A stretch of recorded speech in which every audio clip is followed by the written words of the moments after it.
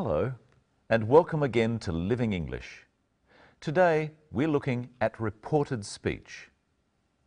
In our last episode of Sisters and Brothers, David, Anne's brother, telephoned his parents.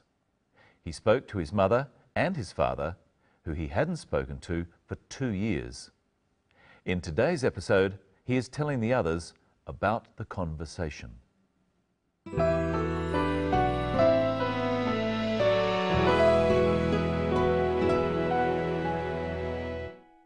Goodbye. I'll see you soon.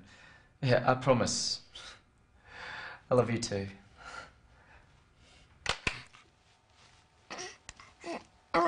Well, what did they say? My mother said she was glad that I'm okay.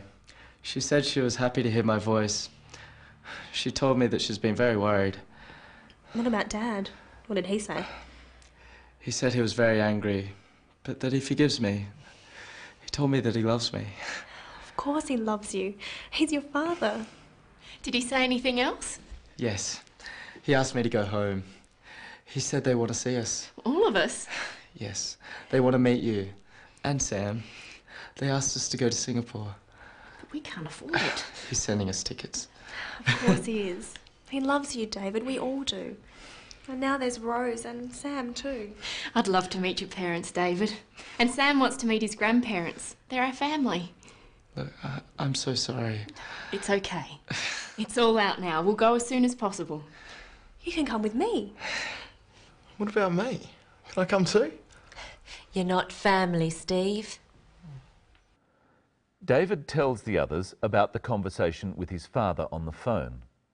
Of course, they all want to know what David's father said and what his mother said. What is the question Sarah asks? Well, what did they say? She asks, what did they say? She is asking in the past tense about what someone else said. Repeat, what did they say, after Sarah. Well, what did they say? You try some other questions using this pattern. What did you do? What did you do? He win. What did he win? She find. What did she find? First, David tells the others what his mother said. My mother said she was glad that I'm okay. She said she was happy to hear my voice. She told me that she's been very worried. Let's look at all three of these statements. We've already worked out what the first statement was. I'm glad you're okay. The second statement was, she said she was happy to hear my voice. So what did David's mother actually say? I'm happy to hear your voice. She said she was happy to hear his voice. And what was the third statement? She told me that she's been very worried. So she actually said, I've been very worried. That statement is in the present perfect tense. Now let's listen to what David's father said to David. What about Dad? What did he say? He said he was very angry, but that he forgives me. He told me that he loves me. David's father said three things too. Sometimes when we report what someone else has said, we use the present tense and sometimes the past tense. Let's look at the three things David reports his father said and work out what David's father actually said. He said he was very angry. What did he actually say? I am very angry. He said that he forgives me. What did he actually say? I forgive you.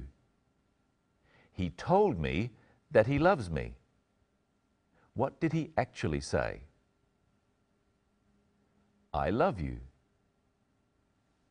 Let's look at David's father telling David what he wants him to do. Bring Rose and our grandson. Your mother and I love you. We want to see you. We want to meet your family. So Norman, David's father, made 4 statements. Let's turn those statements into reported or indirect speech. First, bring Rose and our grandson. What verb should we use? Told. He told me to bring Rose and their grandson. Notice that because bringing Rose and their grandson is something that is going to happen in the future, we can't use the past. We use the infinitive to bring. He told me to bring. The next statement was, your mother and I love you. We can use told again. You try. He told me that they love me. Or, he told me that they loved me is also correct. You can also leave out the word that. He told me they loved me. The third statement was, we want to see you. Use said. He said they want to see us. Or, he said they wanted to see us is also correct. And you can add that. He said that they wanted to see us. You could also use the verb ask. Try. He asked to see us. Finally, we want to meet your family. How would David report this using said? You try. He said they wanted to meet my family. And now it's time for us to meet Michelle again. Hello, Michelle. Hello, Brenton. Thank you. Hello, everyone. Would you like to meet my family? I would love to meet your family. Let's look now at what Rose says she would love to do. I'd love to meet your parents, David. And Sam wants to meet his grandparents. They're our family. What would Rose love to do? She would love to meet David's parents. And what does Sam want to do? He wants to meet his grandparents. We can use many different verbs like this to express hopes and wishes about the future. Let's revise some of them using the phrase, meet your parents. Love to. I'd love to meet your parents. Want to. I want to meet your parents. Hope to. I hope to meet your parents. Expect to. I expect to meet your parents. When are they going to go? Watch again. I will go as soon as possible. As soon as possible. How soon is that? Very soon. Let's look again at some words we can use to describe times in the future. Brenton, I'm going to ask you to do some things. You tell me when you'll do them. I'd like a cup of coffee. Can you get me one? In a second. And can you get my lunch? In a minute. When can you help me fix my car? In a little while. And when can we go home? Soon. All of these expressions mean a small time in the future. As we've seen before, if we want to say exactly when in the future, we say at a time, at 2:30, or in a length of time, in a few days. Now we're going to look at something called inflection or stress. Oh, are you feeling stressed? Not that kind of stressed. Let's look first at something Anne says. You can come with me. In English, usually one word in a sentence is said with more emphasis or stress than the others. Which word in this sentence is most stressed? Me. She says, you can come with me. That's right. Anne is going to Singapore already, so David and Rose can go with her. Changing the stress can change the meaning of a sentence. Brenton, try stressing different words in that sentence and we'll see how the meaning changes. Okay. You. You can come with me. If you say it like this, it means the person you are talking to can come, but others can't. It is also more like an order. You can come with me. You can come with me. Before we thought you couldn't come with me, but now you can. You can come with me. You can come with me.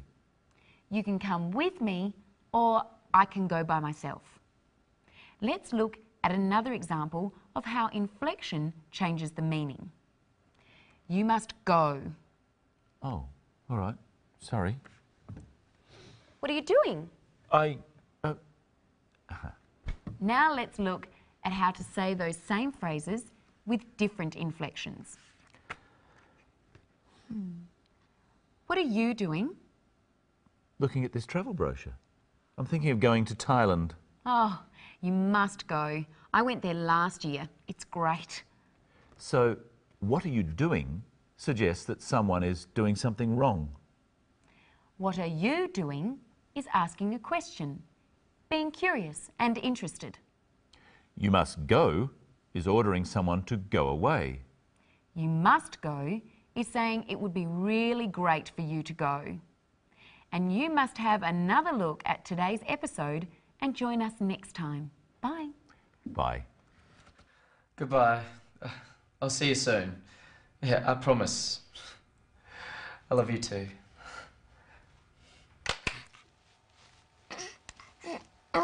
Well, what did they say? My mother said she was glad that I'm okay. She said she was happy to hear my voice. She told me that she's been very worried. What about Dad? What did he say? He said he was very angry, but that he forgives me. He told me that he loves me. Of course he loves you. He's your father. Did he say anything else? Yes. He asked me to go home. He said they want to see us. All of us? Yes. They want to meet you. And Sam. They asked us to go to Singapore. But we can't afford it. He's sending us tickets. Of course he is. He loves you, David. We all do. And now there's Rose and Sam too. I'd love to meet your parents, David. And Sam wants to meet his grandparents. They're our family. Look, I'm so sorry. It's okay. It's all out now. We'll go as soon as possible. You can come with me. What about me? Can I come too? You're not family, Steve.